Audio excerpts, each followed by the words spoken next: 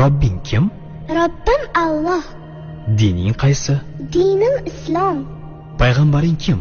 Payg'ambarim Muhammad sallallohu alayhi vasallam. Kitobing qaysi? Kitobim Qur'oni Karim. Tilaging nima? Tilagim iymon. Qiblang qaysi? Qiblam Ka'batulloh. Millating qaysi? Ibrohim Halilulloh millatidanman. Kimning mazhabidansan?